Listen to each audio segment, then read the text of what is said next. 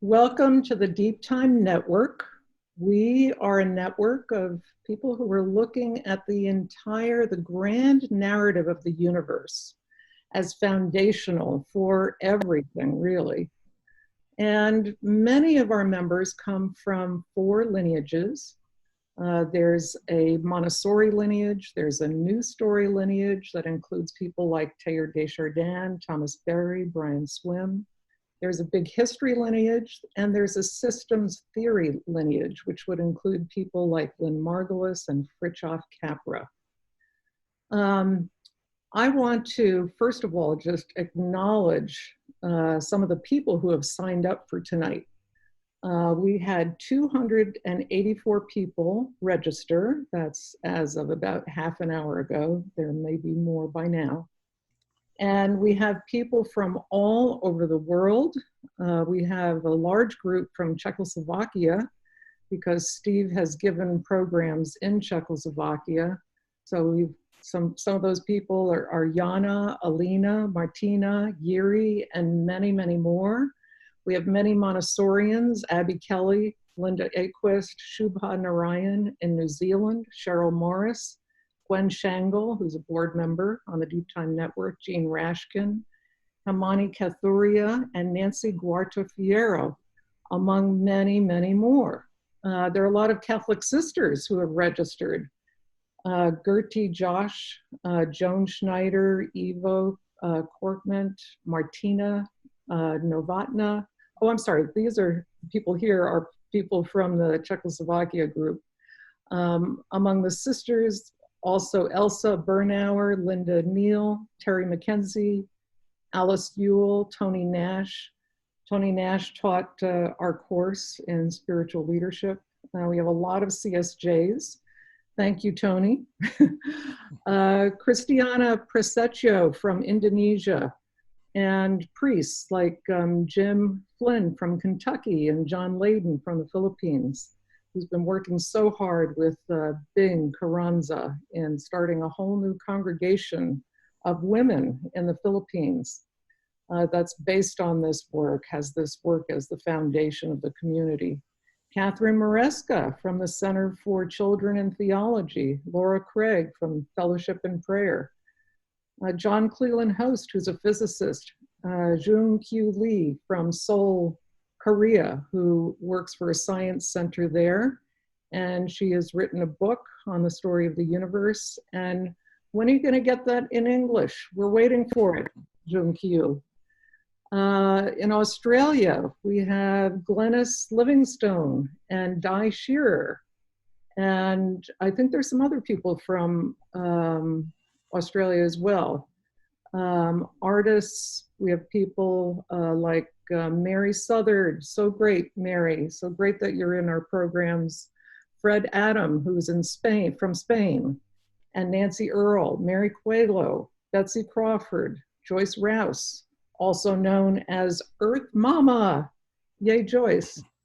John Fowler, who created the beautiful timeline of light and made that the basis for his teaching in a Montessori school in Colorado. And Chi Keong Tan from Malaysia, and so many, many more. It's so wonderful to have all of you. So why are we here today? As of this morning, global COVID cases exceeded 1 million.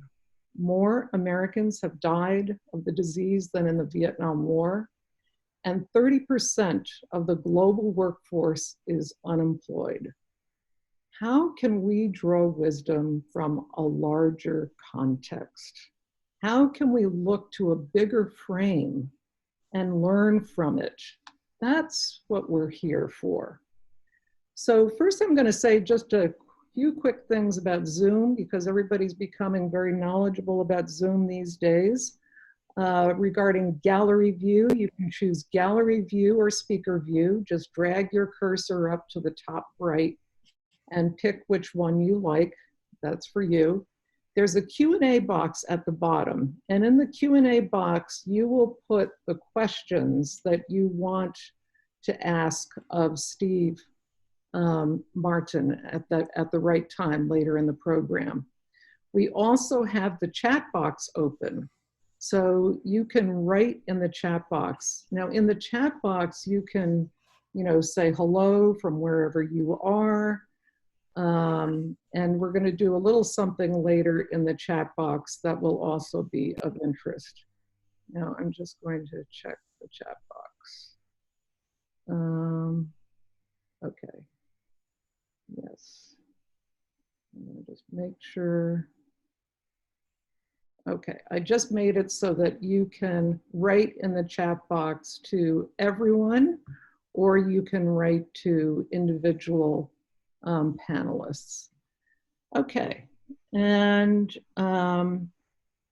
so as far as the chat box is a place where you're talking to each other. If you want to say something to Steve, have a question or comment specifically for Steve, put that into the Q&A box, okay? We will not be using the raising hand function, so just skip that altogether. So here's what's going to happen. We'll have an opening meditation. I'll introduce Steve. We'll talk for about 30 minutes, and then we'll post some questions for reflection in the chat box, and we'll open for questions, and then we'll talk about some upcoming programs and resources. We'll be finished a little bit after 8, but definitely we'll be finished by 8:15. Okay, so first, and this is a webinar. I just want to be clear to everybody that this is a webinar. Okay, we're getting some comments here. Are people having trouble? Yeah, okay. This is a webinar, so you won't be seeing other people, but they're there, believe me. 146 people have already come in to the meeting, or into the webinar, I should say. Okay, this is great. Okay, great. A lot of people are writing into the chat box. Wonderful. Okay, all right. Okay, so let's do our opening meditation. So I'm going to strike the gong here, and I will say the historical mission of our time as articulated by Thomas Berry. Okay, so everybody just relax and take a moment to close your eyes. And I will read it once. We'll be silent for just a few seconds, and then I'll read it again. And then I'll strike the gong a second time.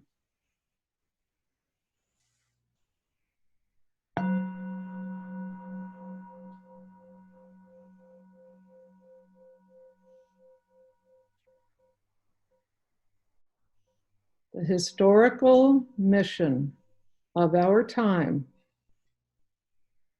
is to reinvent the human at the species level with critical reflection within the community of living systems in a time-dimensional context by means of story and shared dream experience.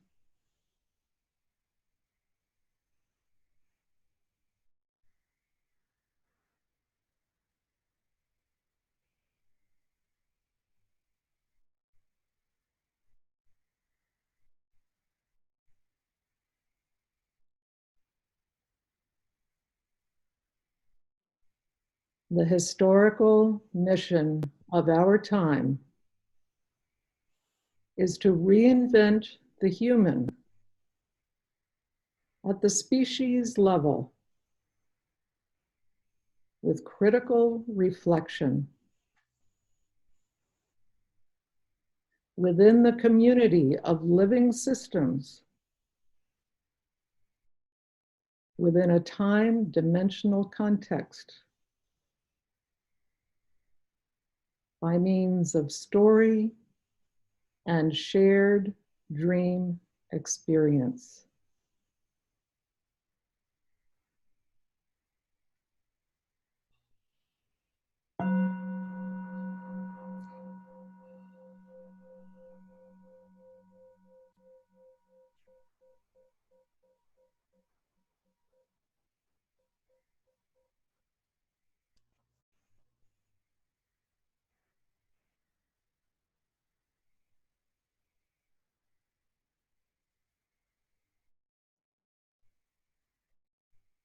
Ah, that felt so good. So, Steve, thank you so much for being here tonight, Steve. You're welcome. It's a pleasure to be here, Jennifer.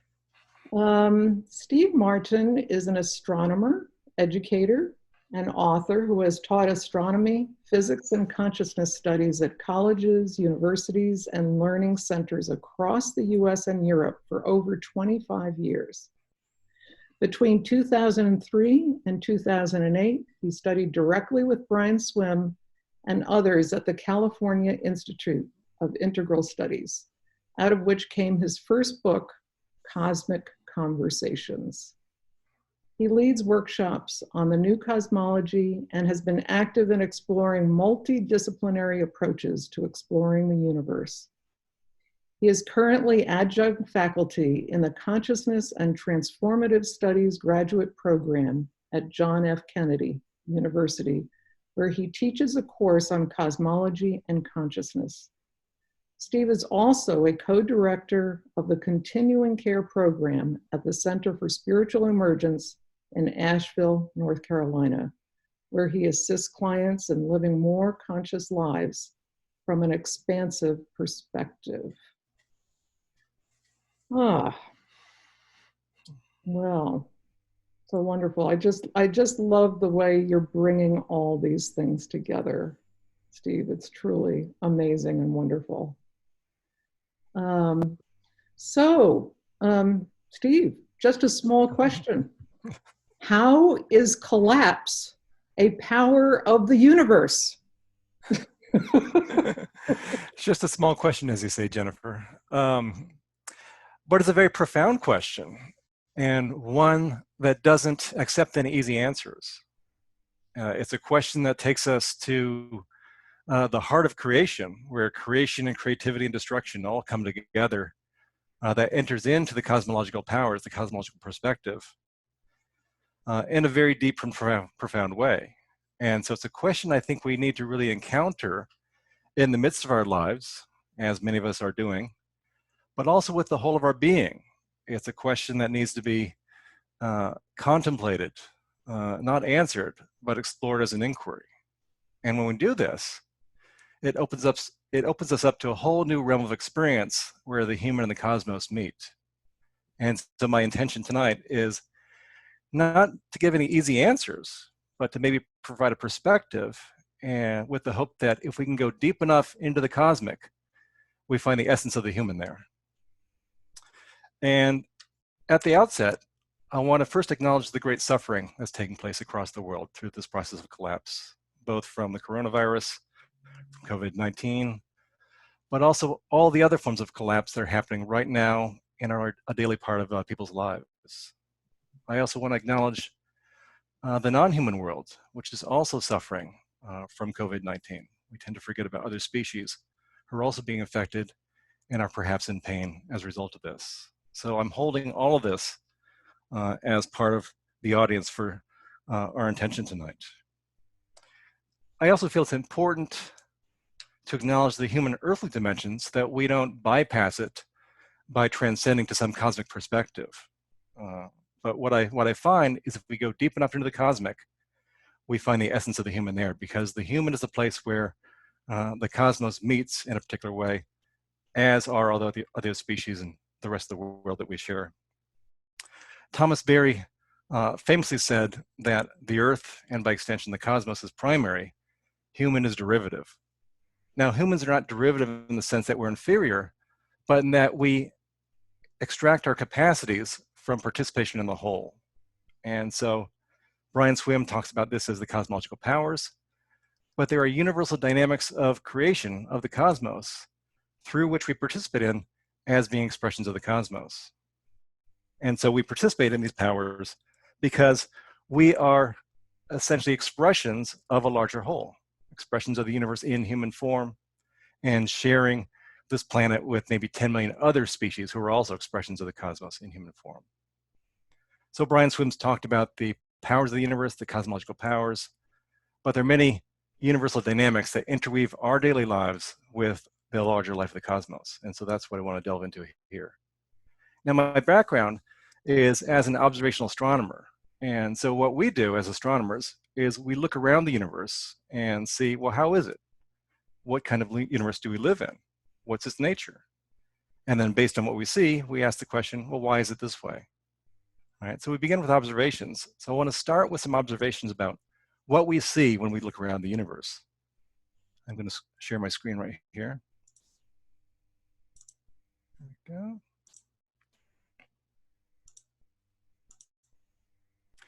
So what we see is a universe of tremendous creativity, diversity, and generativity.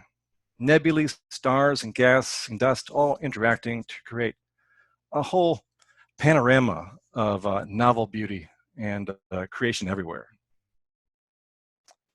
And I'm a little bit of a nebula junkie, so please forgive me here. But I could look at images like this all day, where if you can see my cursor here, you have nebula, these tremendous clouds of gas and dust, mostly hydrogen, but also helium, that through this process of the universe transform themselves into new beings. I mean, here is a cluster of stars being born for the first time out of this parent nebula. We see this process going on all over the place. Here's a nebula in infrared light. So this is falsely colored to kind of show some highlights here. But once again, we see this process of creation, of creativity, of novelty. The universe clearly lives novelty by what we see just looking around. The pillars of creation, where each of these pillars contains maybe 10,000 stars forming right now in these stellar nurseries. So great creativity, great novelty, great forces of creation are at work in the universe we live in. This is another cluster where previously there was a nebula. The nebula has transformed itself, and now at the heart of this nebula is a new bound cluster of stars. More examples. Beauty, creativity, novelty everywhere. But we also find tremendous forces of destruction. We see that there are places in the universe where collapse is happening, where destruction, where cataclysm are transforming the nature of the universe in those locations. We see places where stars have existed and now there is a stellar ruin, collapse, destruction, disintegration. Everywhere we see strewn about the deaths of stars, stellar graveyards, the remnants of planets, other structures the universe has spent so much time carefully building up and creating a novel way, only to tear down at the end of some larger cycle. In fact, I did a rough calculation on this morning, and by my calculations, there are about 30 supernovae going off somewhere in the universe every second. And so we live in a universe that has a steady drumbeat of cataclysm and collapse as its soundtrack. And yet there's beauty in this destruction as well.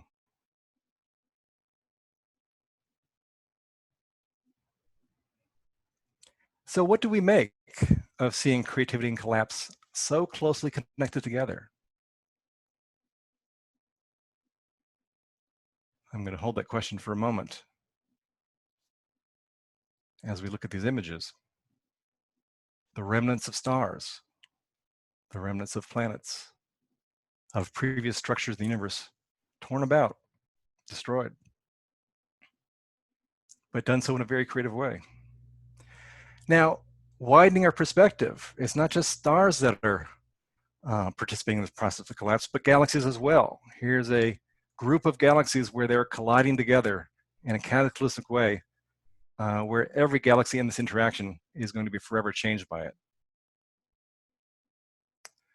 Here's another image, gorgeous, taken in optical visible wavelengths, X-ray and infrared. So it really gives us a multidimensional view of this process. And you can see how activated these galaxies are in this interaction of colliding together.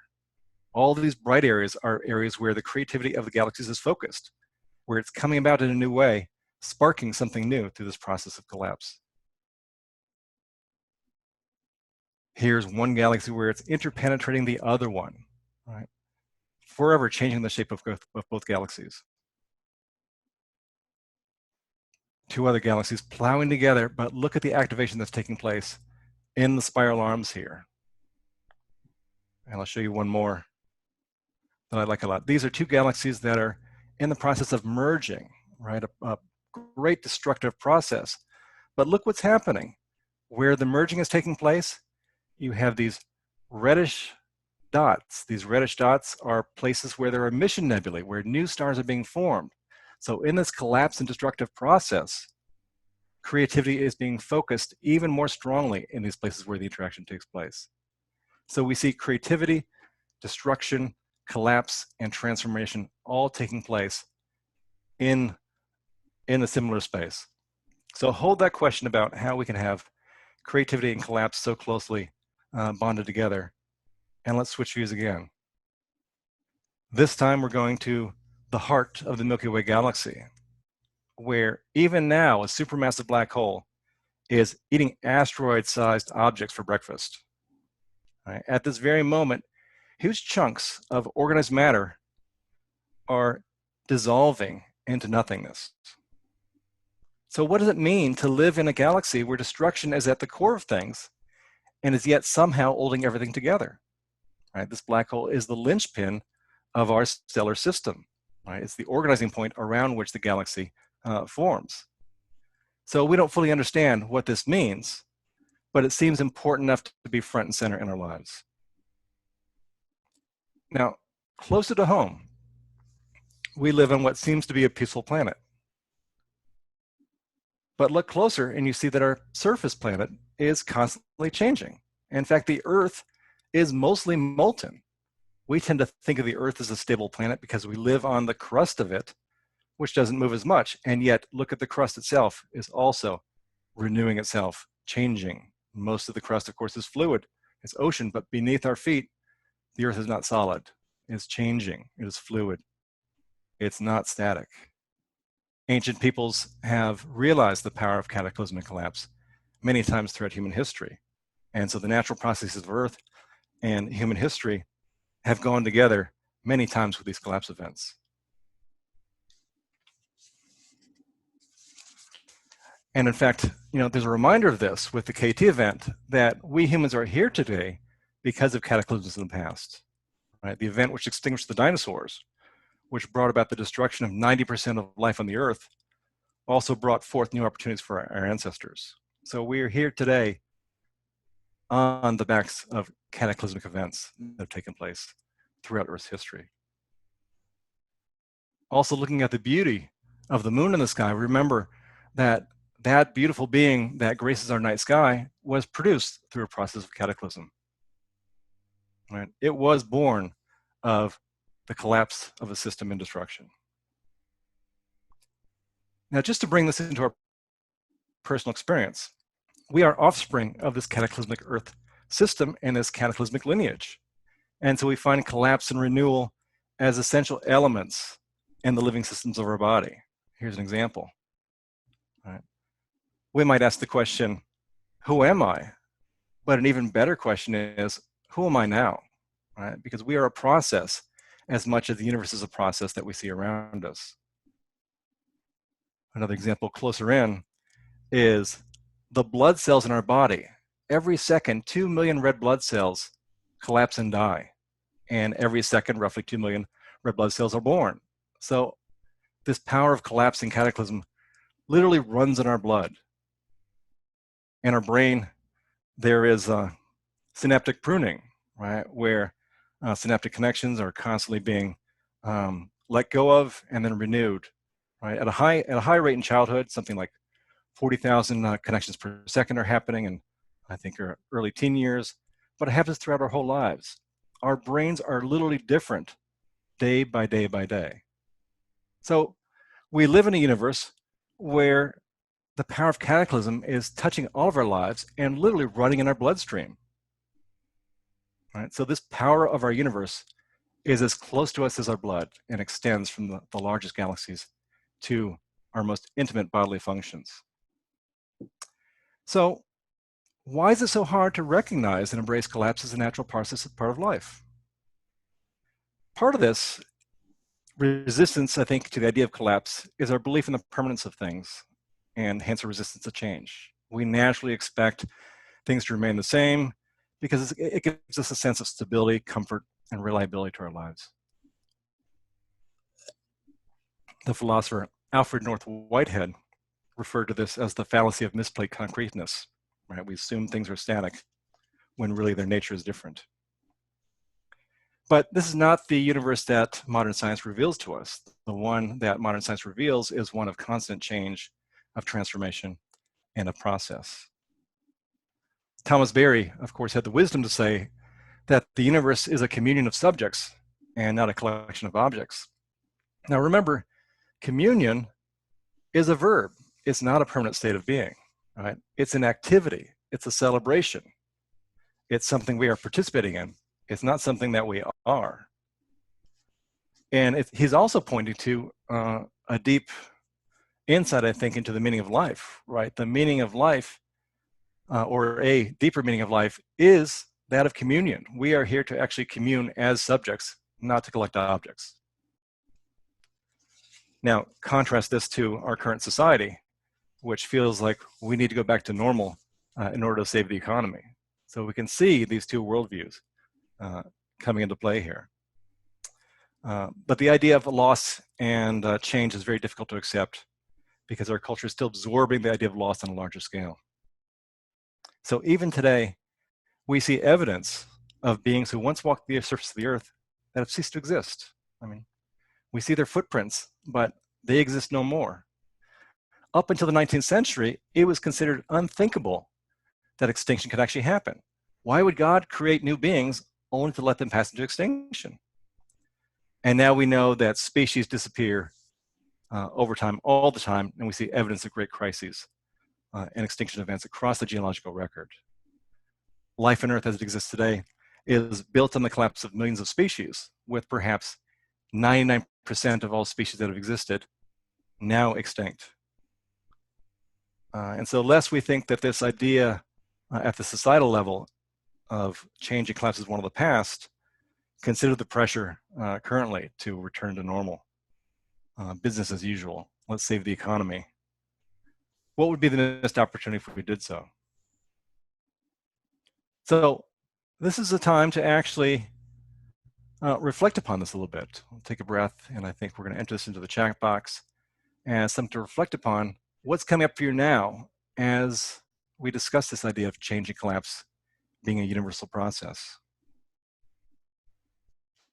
You might notice places in your life where you resist change or collapse, places in our culture. What are you aware of? This is a good time to reflect upon this. Because if we allow change, we begin to learn to embrace the power of collapse and cataclysm, because it is part of the natural order of things.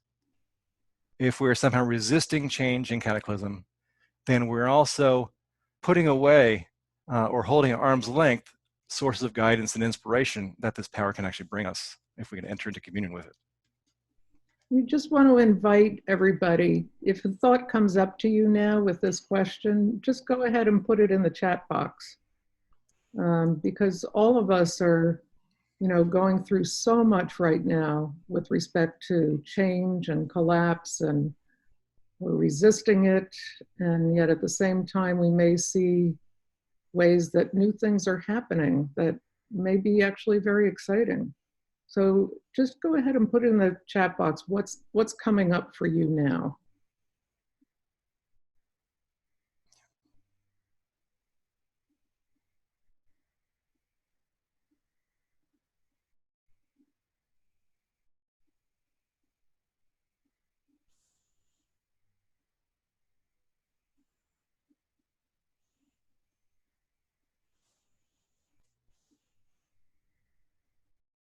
And we're going to talk more about this when we get to the end of the formal presentation and we get into the Q&A section. So why don't you go ahead? Yep. Sounds good. Everybody, just write into the chat box as you feel drawn to do, okay? And Steve will keep talking. Yeah. So we're seeing that the universe we live in is not a static, unchanging collection of objects, but it's a process. It's a process of communion, but it's also a process of change. And I love what theologian Michael Dowd says, is that one of the things that furthers creativity in the universe more than anything else is chaos, breakdowns, and bad news. There's some deep hope in that statement and in that perspective. And so we see that the universe is a process of both building up and tearing down, assembling and reassembling. But unlike reassembling and tearing down things like as in Legos, every creative and destructive process is a transformative process. Right?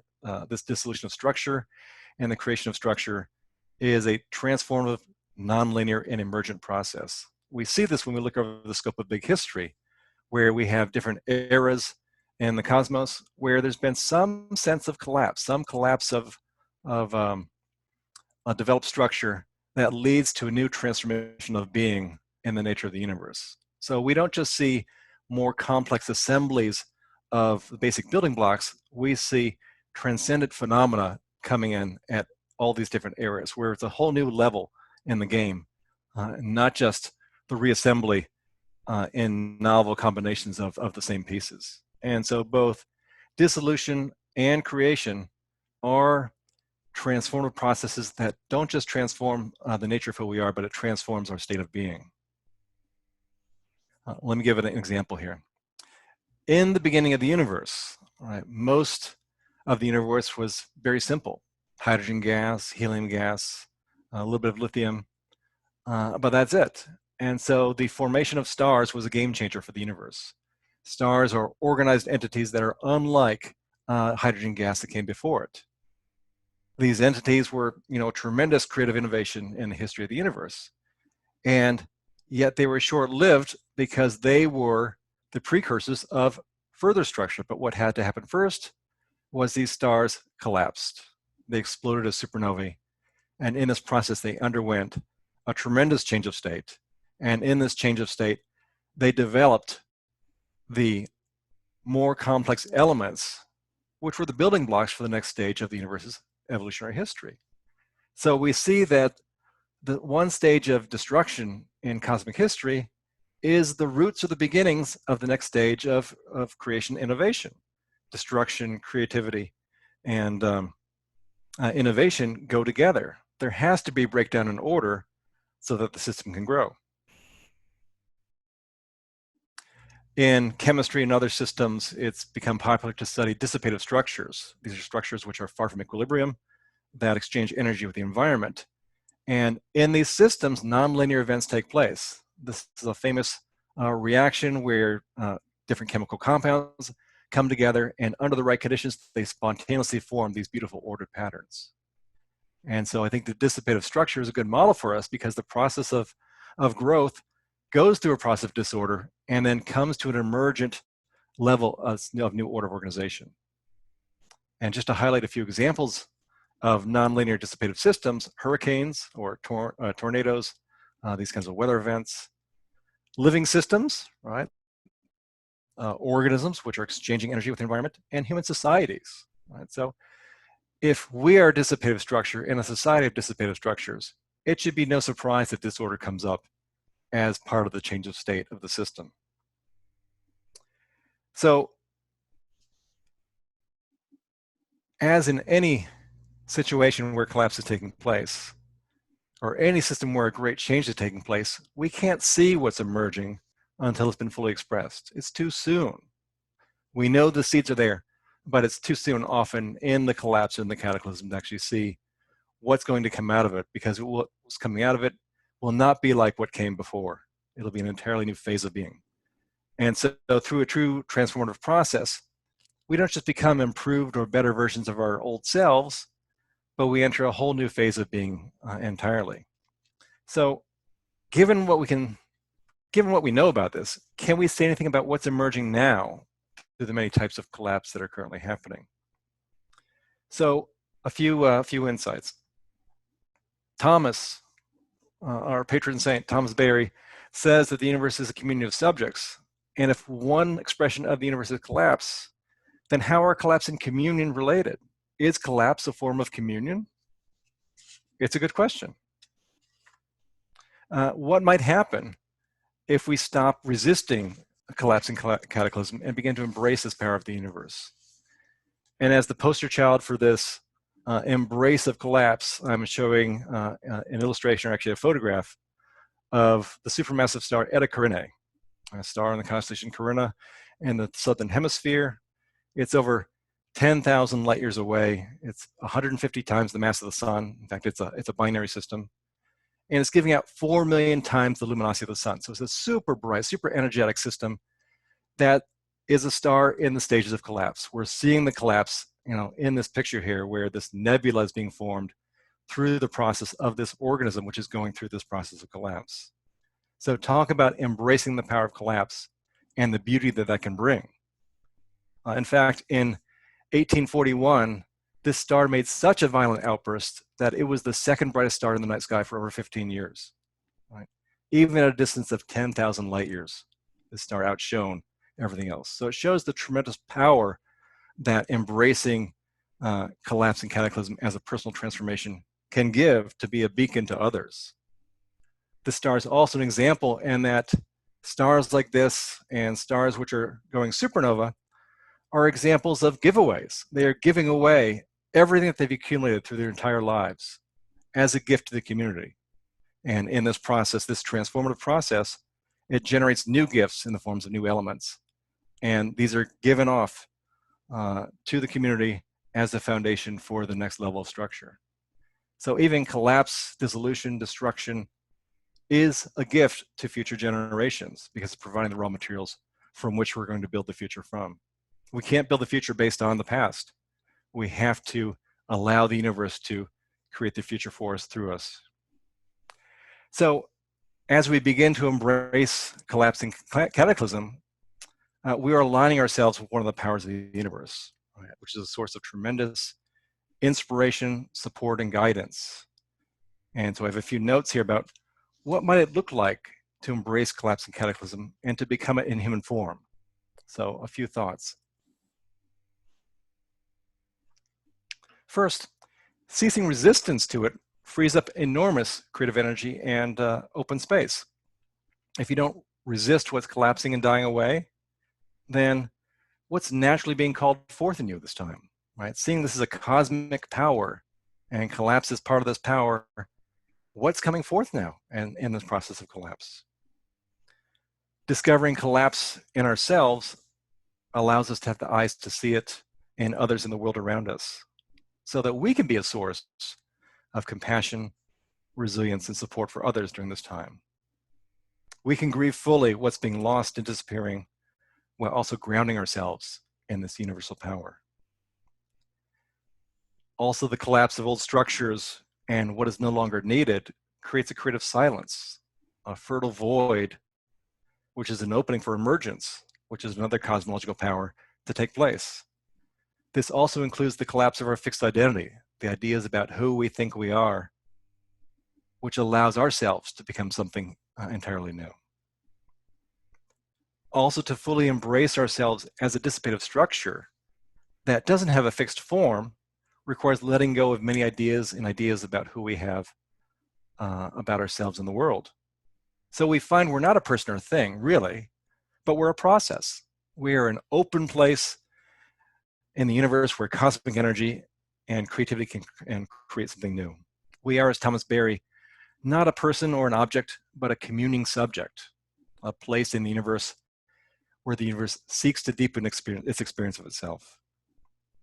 So this is a really important question that also bears reflection, and this is something that we'll spend some time with in the chat box, is what is being born in you or the culture through the collapse process that's happening now?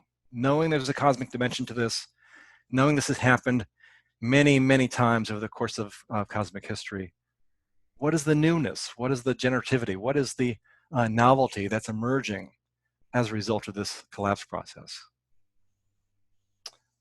So this is something to reflect upon. We're going to spend more time with it in the chat box. So I want to give people a chance to reflect, but I also want to finish up by some ideas about what's the global dimension I see emerging through the collapse process happening right now. Let's see. Yeah. So when we look at this image of the Earth, we see a single sphere, a single global organized entity. And so I see that there's something global emerging through this process, through this collapse process, especially with COVID-19 being a worldwide event at this time. And I see an emergent response that's happening. Brian Swim, in his most recent seminar on the planetary mind, suggests that our planet over the past 4 billion years has been growing a nervous system that has most recently become self-aware in the form of humans, but also a few other species such as dolphins, elephants, chimpanzees, a few other organisms have this capacity of self-awareness. We are aware they're aware. In fact, the global dimension that's coming into view, which Brian is pointing to, is that we live on a planet that is becoming aware, aware of the growing interconnectedness of the different dimensions of the planet, the interrelatedness of species, of environments, and collective action. We are also, as a species, becoming aware of our interconnectedness with the universe and its dynamics, right? The cosmological powers that flow in our blood and also govern the evolution of large galaxies in interaction with each other. So some of the evidence for this emerging paradigm that's coming is the pandemic that we're all experiencing, which is a global experience, but also news of pandemic, right? Information from all over the world is traveling all over the world, reporting on itself, revealing a kind of global connectedness through this shared experience. In fact, I was reflecting earlier today how this current situation of isolation has really brought forward how deeply human it is to be both connected and aware of this connectedness.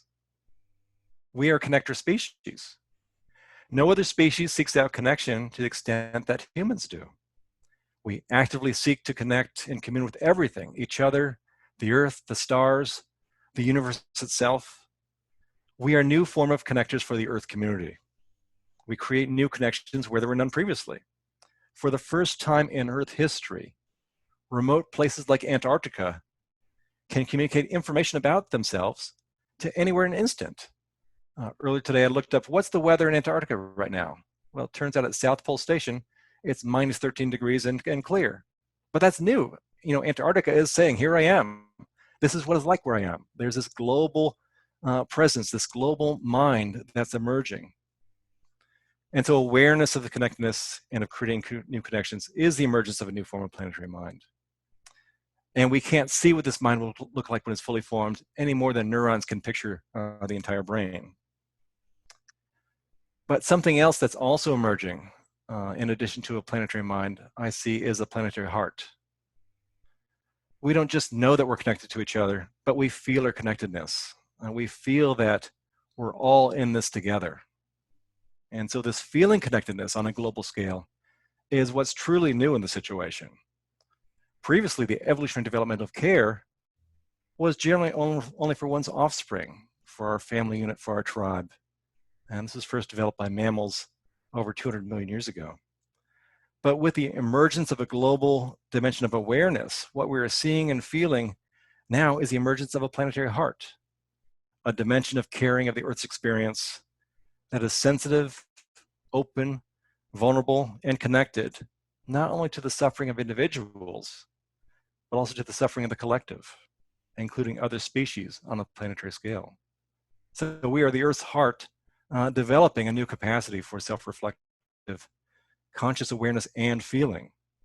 So I feel we're in the midst of an evolutionary moment that's significant, and I see evidence of this with the phrase, we're all in this together, appearing everywhere in the globe. Spontaneously, it seemed like overnight this phrase suddenly appeared. So I thought, well, this is interesting. How would this happen that this particular phrase would appear all over the globe overnight? I mean, just our global communication system doesn't seem to explain it.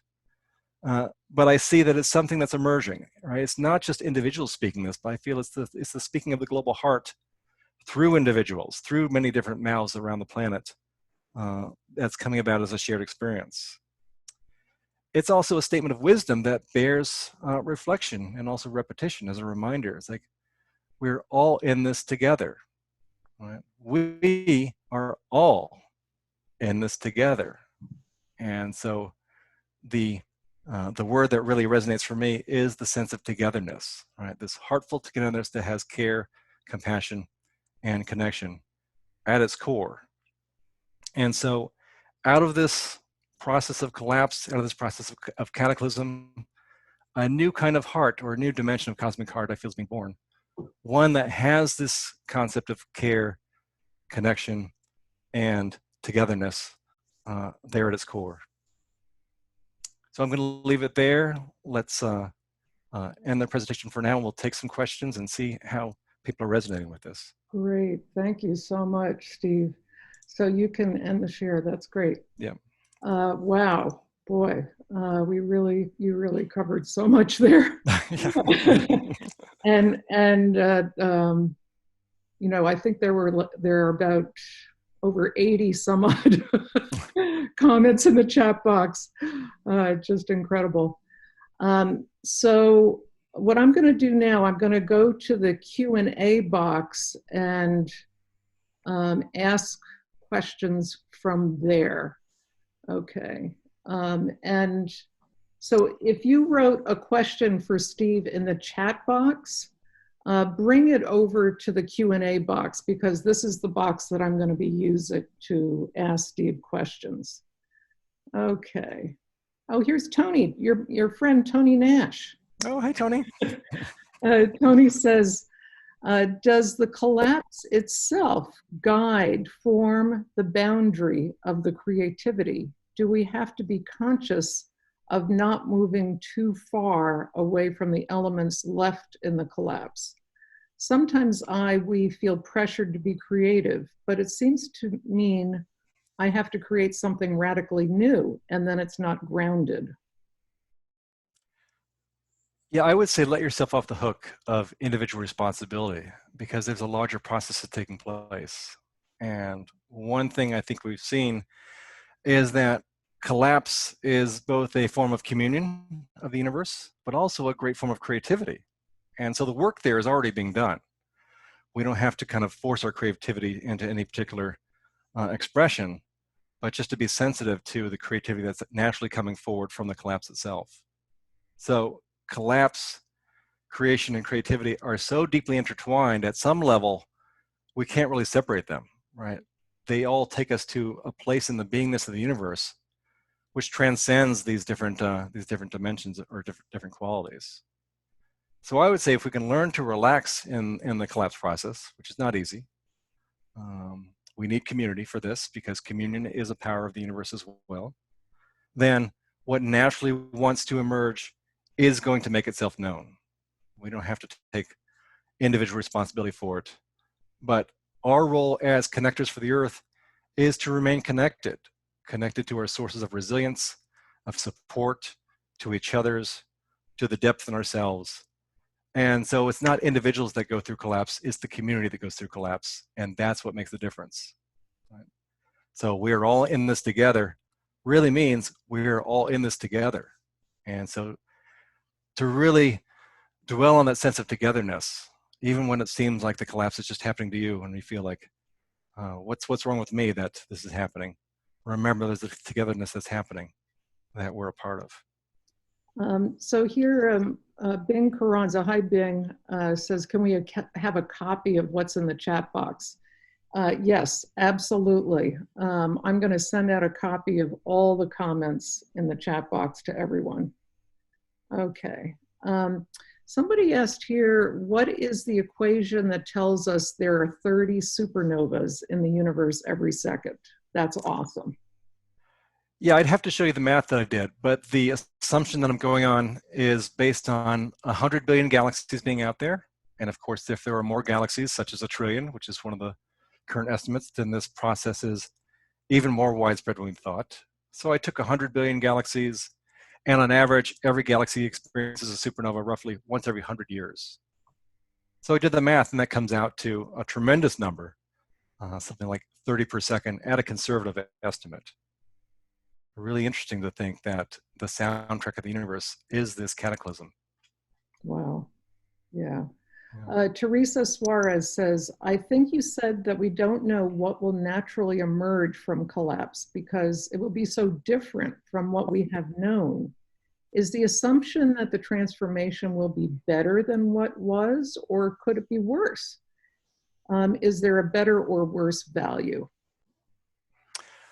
I don't think we have the perspective to say better or worse or whether it's helpful. We know that something is transitioning because something is ready to be passed away, something's ready to die away. And so what's emerging, we can't say. It's not really up to us, except to this extent that we can participate consciously in it. But if we look in the history of collapse and what's happened in the past, we might say, and some people would maybe argue with this, is that things are traveling in a generally good direction. Things are becoming more interconnected. There's a deepening of consciousness. There's greater participatory expression and individual societies and cultures. So it's a really important question: is there a moral dimension to collapse, and is there a larger perspective that's being expressed? And I can't say. Yeah. Yeah, thanks. J.D. Stillwater, I really appreciate what you said here. It ain't all sweetness and light. Embracing collapse means accepting loss, including loss of people we love, loss of stability, loss of peace, loss of entire communities. Very true. And not resisting the collapse allows us to grieve that all the more, which is important. And how blessed we are to have an elder such as Joanna Macy at our midst in this time to kind of lead us through these processes of grief and really honoring the loss and the destruction that's taking place and the impact that that has on us. It's really important not to sort of bypass the impact that the collapse has on us in the rush for something new, right? Because there's a grieving process that has to take place. There was a lot of wisdom and a lot of collective experience in those old structures, those people, those beings which are falling away. And that needs to be honored. That needs to be celebrated by the collective as part of the process of bringing something new forward. And the development of this heart, right? This collective heart, but also our individual hearts, which are able to be big enough to embrace the collapse and the grief that it brings. Yeah, it's a really important question.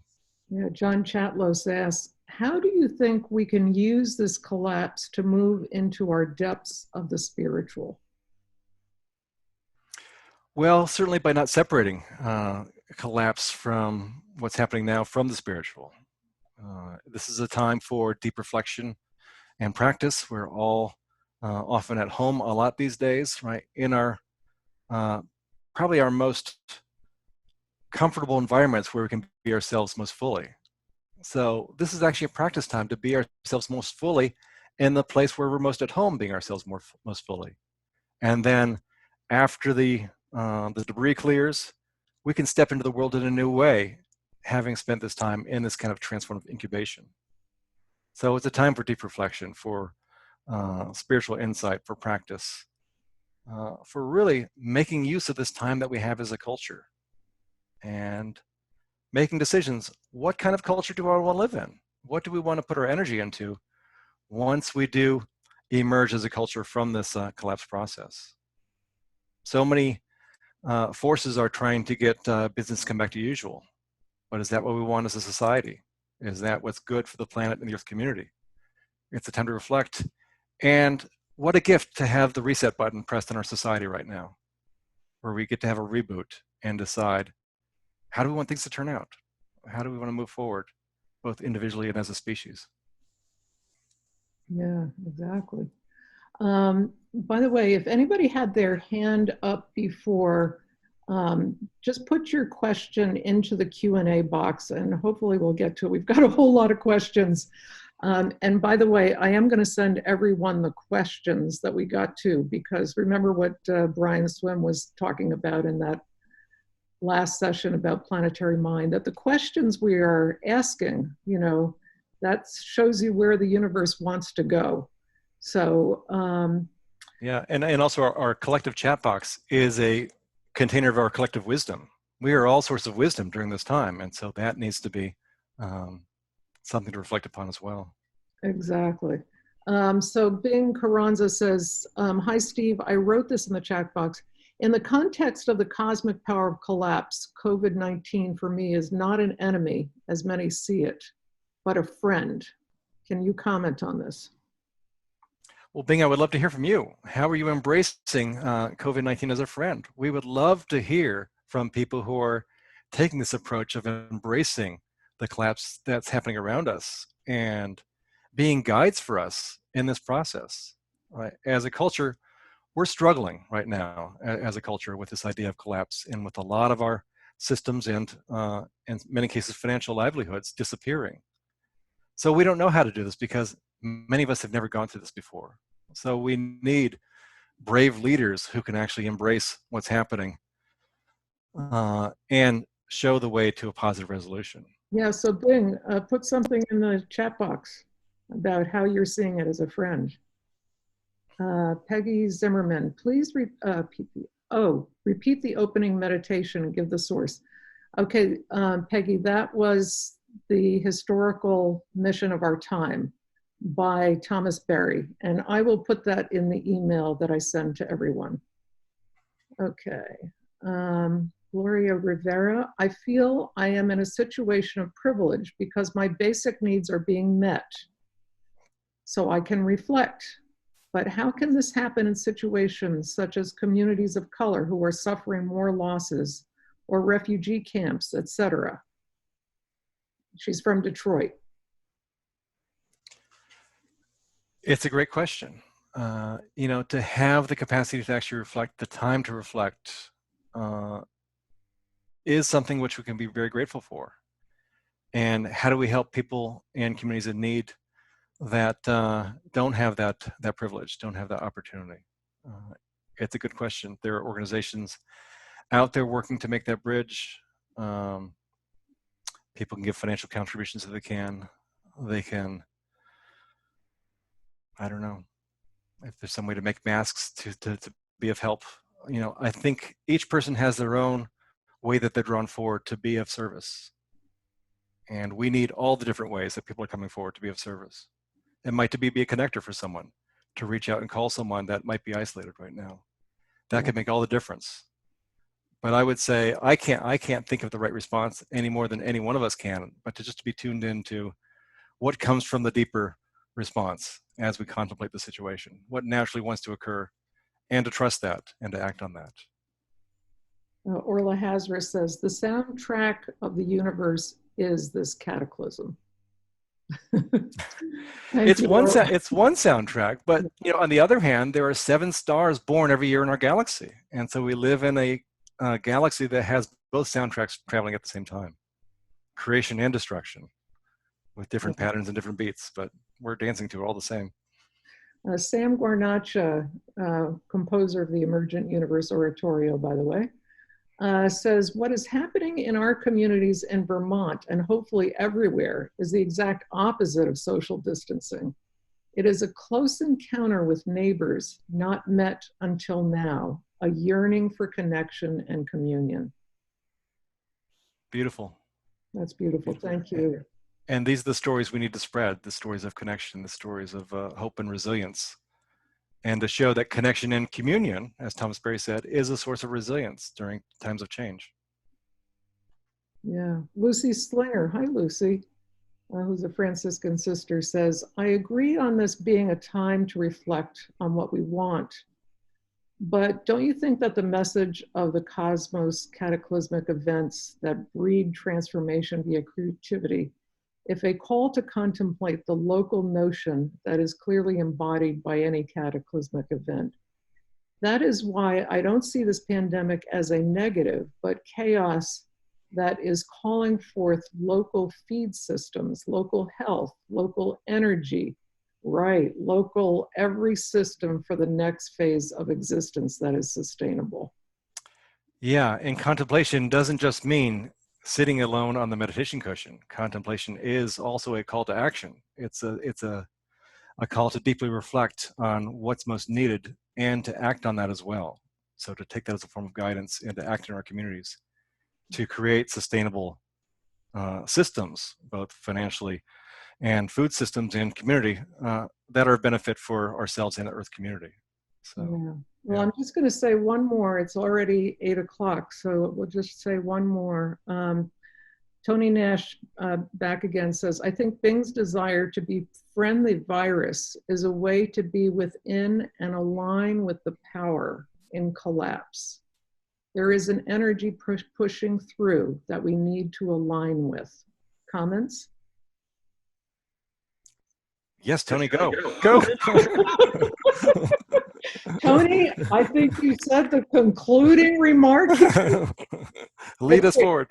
If this is one message that we want to take away from this program tonight, it is that about aligning with this energy of collapse and pushing through and following that creativity, whatever it is that is trying to be born. Okay, so thank you so much, Steve. This was just terrific. And Steve will be leading us. I'm going to share the screen here in a study group, the Hidden Heart of the Cosmos study group, which is going to start on May 12th, and it'll be using Brian Swim's book by that title, Hidden Heart of the Cosmos. And it'll be 6 meetings. And for the very first time, we're offering a study group that has 2 different time periods, because we've gotten many requests, particularly from people in Europe who are unable to attend evening programs, or evening in the US, I should say. So we're going to have sessions on Tuesday nights, 7 to 8:30, and on Wednesdays afternoon here, but that'll be evening in Europe, 1 o'clock to 2:30 on Wednesdays.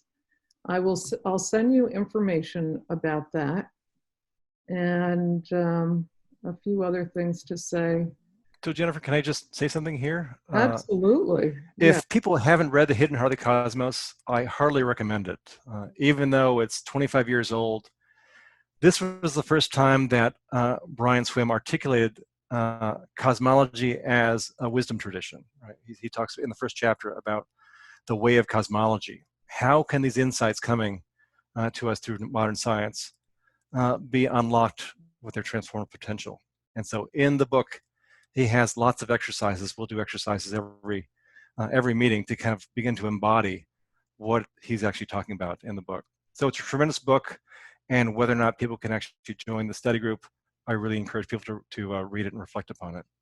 Yeah. I mean, one thing that I've heard from a lot of people who are reading the book is that, you know, they may have read the book, the first book, years ago, but reading it again now in its revised form has given that experience again of how important this work is. It's like seeing it all over again, but now at a really much deeper level. So if you haven't read the book, this is going to be a great study group. If you have read the book, this is going to be a great study group to read it again and do it, you know, inside a group context with Steve, who's going to, you know, lead you in practices and way to really, you know, take these ideas into an embodied way of knowing. Yeah. And also unpack a lot of the science. I mean, some of the science is fairly complicated, and we're going to really break it down in a very accessible way and kind of unlock the potentials of some of these insights and bring them into our lives in a more full way. Yeah, it's going to be great. And of course, it's a Zoom meeting context, so you can see everybody. You know, this is a webinar. We're in a webinar right now, so you can't see everybody. But in a group meeting, you can see everybody, and then you're broken down into small groups, and you get to know each other. So you really develop a community across the globe.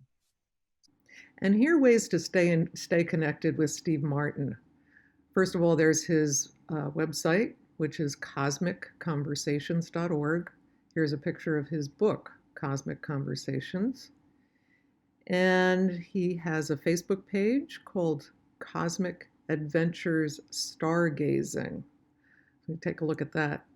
And also message him on the Deep Time Network. If you're a basic member or a premium member, you can message others on the network. So do that as well.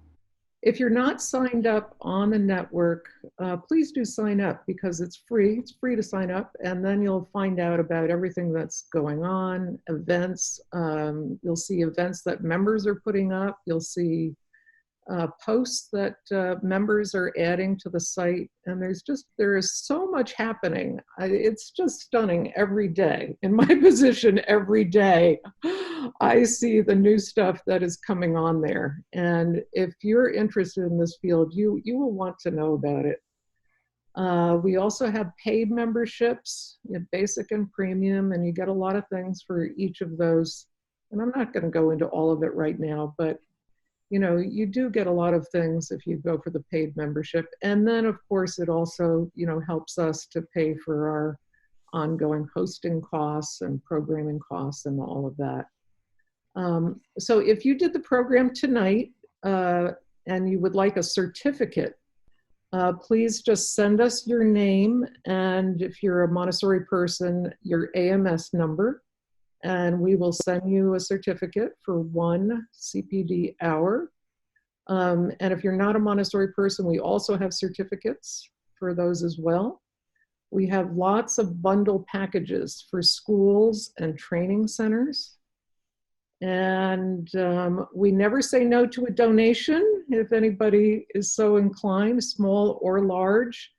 And if you know of people who can make large donations, we are always looking for that to help pay for particularly our developer. We have to have a developer, and that costs us thousands of dollars every month. So we need to keep that going, and it always helps to get some large donations for that. Again, if you're not signed up, be sure to sign up. If you have any questions, write to us at hello@dtnetwork.org. And I'll do a closing quote, but before I do that, and at the end of the closing quote, we'll just say goodbye and everybody will just drop off, or you drop off even now or whenever you want to. But before I do the final quote, thank you so much, Steve. Thank you, Jennifer. And thank you to the network for coming together. Thank you, thank you. Yeah. Okay, so here's the closing quote. And this is by Fritjof Capra, the systems thinker. Modern physics has shown that the rhythm of creation and destruction is not only manifest in the turn of the seasons and in the birth and death of living creatures, but is also the very essence of all inorganic matter. Physics has revealed that every subatomic particle not only performs an energy dance, but also is an energy dance, a pulsating process of creation and destruction.